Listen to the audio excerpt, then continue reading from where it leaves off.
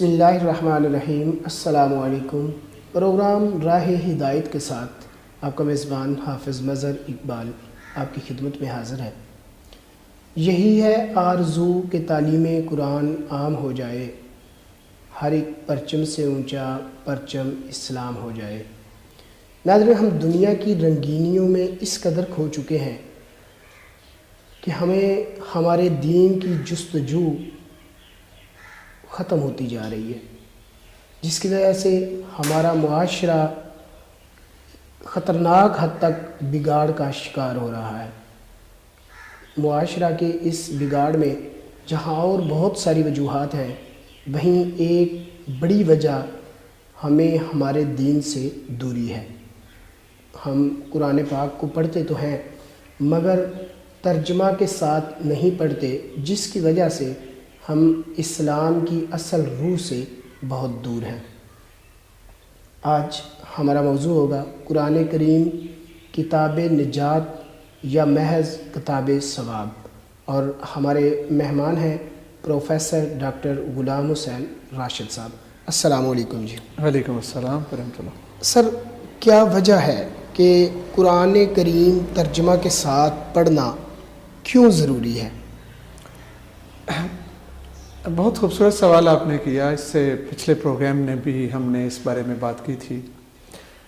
اللہ رب العزت قرآن مقدس کی سورہ محمد میں فرماتے ہیں، افلا یتدبرون القرآن ام علی قلوب اقفالها، یہ لوگ قرآن پہ تدبر کیوں نہیں کرتے؟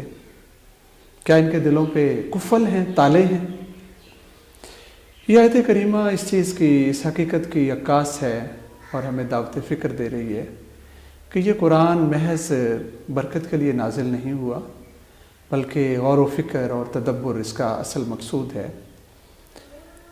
اور ایسے ہی ایک اور سورہ مبارکہ میں، سورہ یوسف، اس کی دوسری آیت کریمہ ہے، ارشاد خداوندی ہے، انا انزلناہ قرآنا عربیا لعلکم تعقلون، ہم نے یہ قرآن نازل کیا ہے عربی زبان میں، لعلکم تعقلون، تاکہ تمہاری عقل میں آ جائے، تمہاری سمجھ میں آ جائے۔ اس سے پہلی جو صحائف تھے یا کتب اللہ رب العزت نے بھیجی اس انسانیت کی ہدایت کے لیے، وہ عربی میں نہیں تھی۔ ان میں سے کوئی عبرانی میں تھی، کوئی سریانی میں تھی، جس طرح کے لوگوں کی زبان تھی جیسی، اس کے مطابق وہ بھیجی گئیں۔ اہل عرب میں پیغمبر آخر الزمان حضرت محمد مصطفیٰ صلی اللہ علیہ وسلم مبعوث کیے گئے، تو اسی بنا پہ اسی زبان کا یعنی عربی کا انتخاب کیا گیا۔ اللہ چاہتا تو یہ انگلش میں، لیٹن میں، گریک میں، فرینچ میں، جرمن میں، کسی بھی زبان میں یہ قرآن نازل ہو سکتا تھا، لیکن قرآن کو عربی میں نازل کرنے کا مقصود اول یہ تھا کہ ان لوگوں کی سمجھ میں آ جائے۔ اب سب اگر محض قرآن کو پڑھنے سے سب معاملات ٹھیک ہو جاتے تو پھر امت مسلمہ آج کمیٹی آف نیشنز میں ٹاپ پہ ہوتی۔ بالکل۔ لیکن بڑے افسوس کے ساتھ ہم دیکھتے ہیں، تجزیہ کرتے ہیں کہ ہم بہت پیچھے ہیں، بہت پیچھے ہیں۔ وجہ اس کی یہ ہے کہ ہم نے خود کو صرف پھل کے چھلکے تک محدود کر دیا، جو اس کا گودا ہے، جو اس کی کرنل ہے، جو اس کی اصل ثمرات سے دور ہو گئے ہیں۔ ہم نے اپنے آپ کو مونگ پھلی کے ایسے کہہ لیں چھلکے تک محدود کر دیا، جو اس کے اندر اس کا مغز ہے، اس تک تو ہم پہنچ ہی نہیں رہے۔ ہم نے اپنے آپ کو الفاظ کے ساتھ جوڑا ہے، اس کے مفاہیم کے ساتھ، اس کے اندر جو جہان معنی آباد ہے لفظوں میں، اس سے ہم بہت دور ہو گئے ہیں۔ مجھے ایک دلچسپ واقعہ یاد آ رہا ہے۔ ایک مفتی صاحب سے ایک خاتون نے سوال کیا کہ رمضان کی آمد ہے، تو مفتی صاحب میں آپ کے بار بار کہنے کے مطابق اسے بات ترجمہ پڑھوں قرآن کو، یا مجھے اجازت دیں کہ میں بغیر ترجمے کے 5-6 دفعہ قرآن مکمل کر لوں گی رمضان میں بغیر ترجمے کے، تو میرے لیے کیا مناسب ہے؟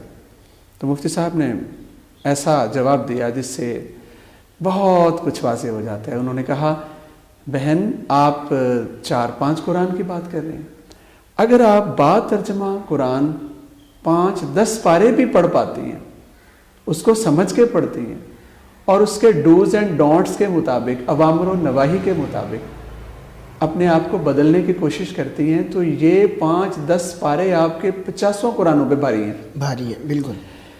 تعداد جو ہے یا مقدار سب کچھ نہیں ہے، معیار اصل چیز ہے. اب آپ دیکھ لیجئے گا کہ اگر ہم بہت زیادہ تعداد میں قرآن پڑھ لیتے ہیں، پلے کچھ نہیں پڑتا. قرآن پڑھنے سے پہلے ہم جو تھے بعد میں بھی وہی رہتے ہیں، تو میں نہیں سمجھتا کہ ہم نے اس کا حق ادا کیا ہے. اور یہاں ہم نے جیسے کہ آپ نے اپنے انٹرو میں فرمایا کہ کیا یہ محض کتاب ثواب ہے یا کتاب نجات و ہدایت، تو گزارش یہ ہے کہ ثواب کا جہاں تک تعلق ہے، ایک مثال سے میں یہ اپنے ناظرین کو سمجھانا چاہوں گا. کوئی بندہ اس چیز سے انکار نہیں کر سکتا کہ قرآن سے ثواب بھی ملتا ہے. اللہ رب العزت نے انسینٹیوائز کیا ہے مسلمانوں کو کہ جب وہ اسے پڑھیں گے، غور کریں گے، فکر کریں گے تو ان کو ثواب بھی ملے گا، اجر بھی ملے گا. جیسے کہ وہ مشہور حدیث مبارکہ ہے کہ الف لام میم کے 30 نیکیاں ہیں. 30 نیکیاں. لیکن اب ایک کویسچن مارک، اگر اس کو سمجھ کر کے پڑھیں گے تو اس سے بہت بڑے اجر، ثواب، بہتری، بھلائی، کامیابی، فلاح کی راہیں نظر آئیں گی. اگر ہم اس کو بغیر سمجھے ہوئے پڑھیں گے تو 1 کلو پیاز کا ثواب ہوگا، اور اگر اس کو سمجھ کر کے پڑھیں گے تو پھر 1 کلو چاندی کا ثواب ہوگا، سونے کا ابھی بھی نہیں. اور اگر آپ اس کو پڑھ کر سمجھ کر اس پہ عمل پیرا ہونے کی کوشش کریں گے تو پھر آپ کو 1 کلو سونے کا ثواب ملے گا، گولڈ کا. اب آپ کو تجزیہ کر لیجئے گا کہ 1 کلو پیاز کی قیمت مالیت جو ہے وہ بمشکل 40-50 روپے ہے، اور چاندی جو ہے وہ اگر 2000 کے لگ بھگ تولہ ہے تو وہ لاکھ کے لگ بھگ ہوگا. تو لیکن یہ بھی منزل نہیں ہماری، صرف سمجھ لینا بھی کافی نہیں ہے. اصل چیز وہ سونے کی مالیت کے مطابق اس کو سمجھ کے عمل پیرا ہونا ہے، اور جو کہ سونا ہے اصل میں. اور ایک سونا آپ کے علم میں ہوگا 1.25 لاکھ کا 1 تولہ ہے، اور وہ کروڑوں روپے کا 1 کلو بنے گا.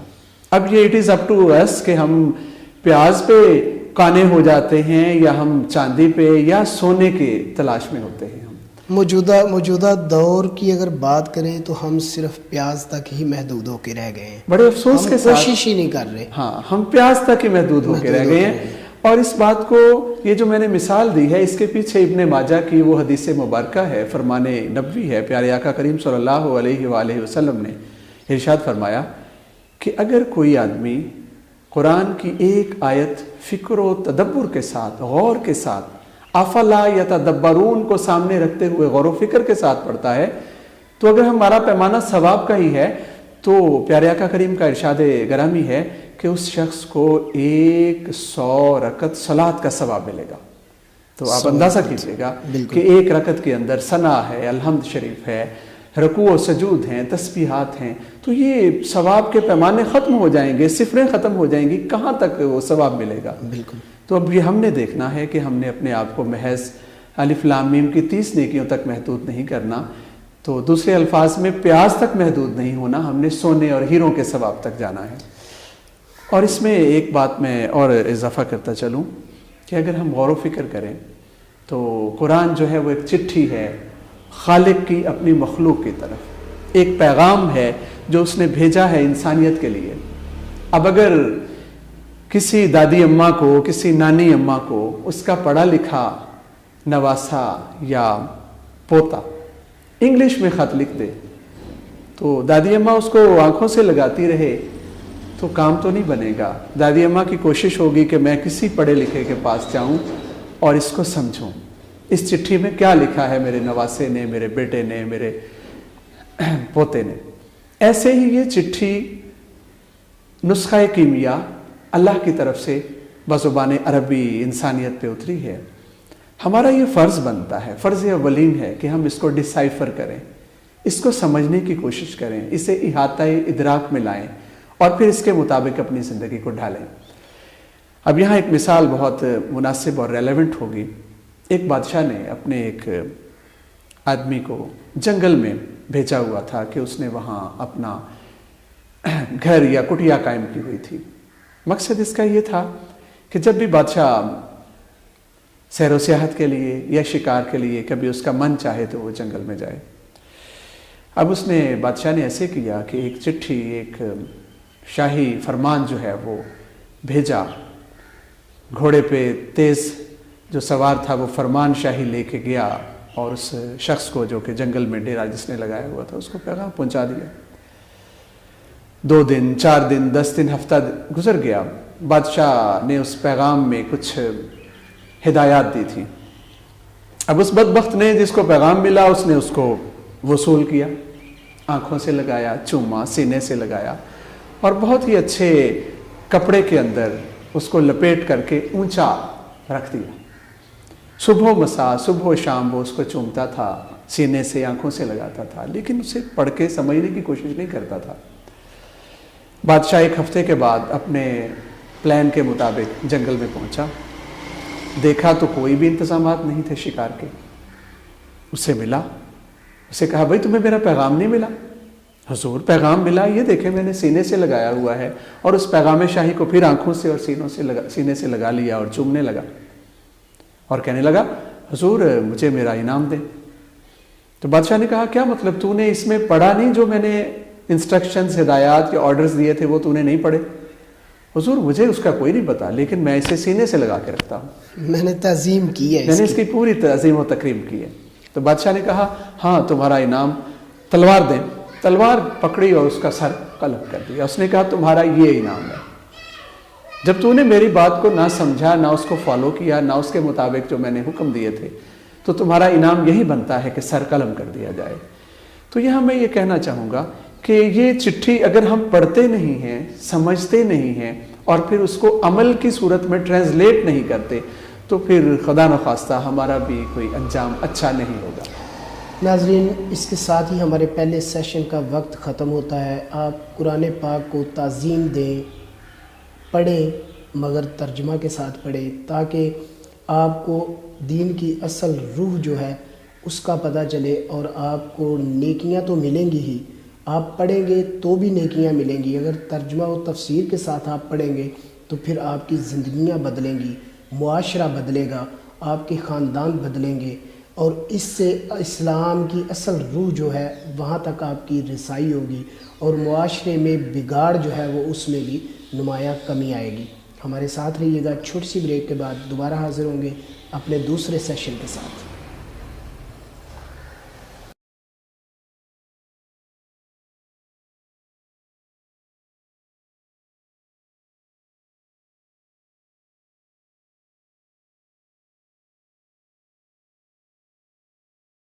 ویلکم بیک ناظرین، جس طرح ہمارا پہلا سیشن ہوتا ہے اور اس کے بعد ہم دوسرے سیشن کا آغاز کرتے ہیں، تو آج کے اردو کے جو 3 الفاظ لے کر آئے ہیں وہ یہ ہیں نقص، غلط اور اثر۔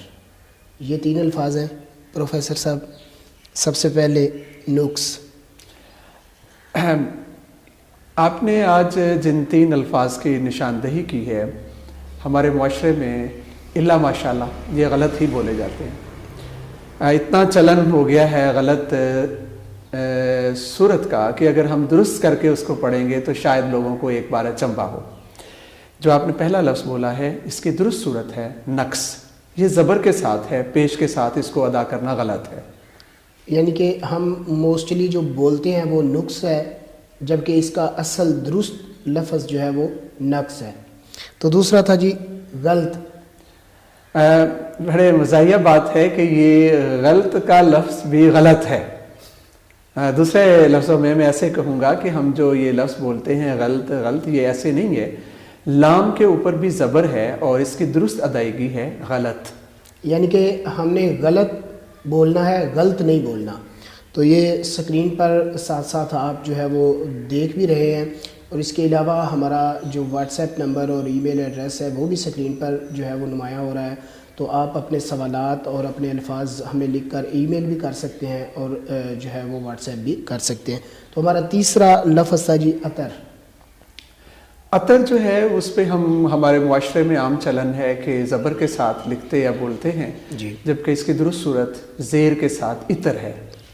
جی، تو اس عطر بھی آپ جو بولتے ہیں وہ غلط ہے، جبکہ اس کا صحیح درست جو ہے وہ عطر ہے۔ تو آج ہم اس میں بات کریں گے انگلش کے حوالے سے۔ اگر بات کریں تو وہ ہم آج جو 3 الفاظ لے کر آئے ہیں وہ ہیں جی ووئی، انویلپ، اور تیسرا ہوگا جی ایڈورٹائزمنٹ۔ یہ 3 الفاظ ہم آج لے کر آئے ہیں انگلش کے۔ تو سر سب سے پہلے ایڈورٹائزمنٹ، یہ جو ہے یہ درست ہے؟ حفظ صاحب اس میں تھوڑا سا دونوں میں صورتیں بتا دوں۔ ایڈورٹائز اصل لفظ درست ہے، ورب کے طور پہ، فعل کے طور پہ ایڈورٹائز ہے، لیکن جب یہ ناؤن یعنی اسم بنتا ہے تو پھر یہ بن جاتا ہے ایڈورٹسمنٹ۔ پھر اس کو ایڈورٹائزمنٹ کہنا غلط ہوگا اور ایڈورٹسمنٹ اس کی درست صورت ہے۔ جی ناظرین، آپ نے جانا ان کا کہنا ہے کہ ایڈورٹائزمنٹ یا ایڈورٹائزمنٹ جو ہم کہتے ہیں یہ غلط ہے، جو درست ہے وہ ہے ایڈورٹسمنٹ۔ اور دوسرا ہے جی وہی یعنی کہ ہم، جس کے معنی بنتے ہیں ہم، اس کا صحیح تلفظ کیا ہے جی؟ یہ ایک چیز لطیفے سے کم نہیں ہے کہ اس لفظ کا استعمال اس قدر زیادہ ہے، اور شاید یہ ہمیں بالکل ابتدائی کلاسز میں، اگر میں کہوں کہ نرسری سے ہی یہ لفظ استعمال ہونا شروع ہو جاتا ہے تو غلط نہیں ہوگا، لیکن افسوس کے ساتھ یہ لفظ غلط بولا جاتا ہے۔ ہم اکثر وہی کہتے ہیں، غلط ہے، وی درست تلفظ ہے اس کا، وی۔ یعنی کہ وہی نہیں بولنا، آپ نے اس کو بولنا ہے جی وی، یہ اس کا درست ہے۔ اور تیسرا ہے جی انویلپ، جو ہم موسٹلی جس کو آپ اردو میں لفافہ بھی کہتے ہیں، یہ اس کی انگلش یہ کیا درست ہے جی؟ اس میں بھی تھوڑا سا وضاحت طلب ہے یہ بات کہ 2 الفاظ ہیں ENVELOPE۔ اگر آخر میں ای ہے تو یہ لفظ ناؤن ہے، اسم ہے، اور اس کا درست تلفظ ہے انویلوپ۔ اور اگر آخر میں ای نہیں ہے تو پھر یہ لفظ انویلپ ہوگا اور ورب ہوگا، اس کے معنی ہوں گے لپیٹنا، لیکن لفافے کا جو ترجمہ انگلش میں وہ انویلوپ ہے۔ یعنی کہ انویلپ ہم جو بولتے رہے ہیں وہ غلط ہے، اس کا درست ہے جی انویلوپ۔ تو ہمارا آج کا یہ دوسرا سیشن بھی اپنے اختتام کو پہنچا۔ دعاؤں میں یاد رکھیے گا اور ہمیں فیڈ بیک ضرور دیجیے گا، اپنی قیمتی آراء سے آگاہ کیجیے گا، اور اپنے سوالات اور اپنے الفاظ ہمیں آپ ای میل کر سکتے ہیں، اس کے علاوہ واٹس ایپ بھی کر سکتے ہیں۔ اور اس کے ساتھ ہی اجازت دیجیے اپنے میزبان حافظ مظہر اقبال کو۔ اپنا بہت سارا خیال رکھیے گا۔ پاکستان زندہ باد، پاکستان پائندہ باد۔